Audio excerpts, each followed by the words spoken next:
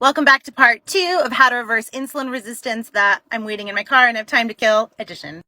In part 1, we talked about the number one important thing you have to do if you have insulin resistance, and that is to change your diet. We need to reverse carbohydrates and give our body increased fasting windows. Now, the next thing we need to do is change some elements of our lifestyle. The first thing I want you to do is do an inventory of the quality and length of your sleep. We know that when you don't sleep enough or you don't sleep well, insulin resistance and your blood sugar is increased. When you don't sleep well, your cortisol levels are raised and you wake up the next morning incredibly fatigued, hungry, and increased cortisol levels are linked to increased insulin levels. So you're really going to want to set good sleep windows, have good sleep hygiene. This means turning off your phone and blue light an hour before going to bed, getting into bed at the same time, waking up at the same time. And also, I want you to consider, do you snore? Do you wake up the next day tired? Is there a possibility that you have something called sleep apnea? You can actually head over to my website and do an apnea assessment score.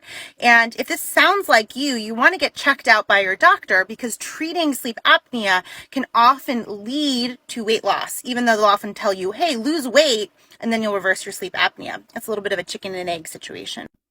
The next thing you're going to do is move small movements. Now, I'm not even talking big, like we'll go run a marathon. Small movements have a big impact on reducing blood sugars, especially post-meal blood sugars. Studies have shown just even standing and walking for as little as 2 minutes after you eat, instead of just like moving from the table and going over and sitting on your couch, has a really big impact on reducing blood sugar post-meal.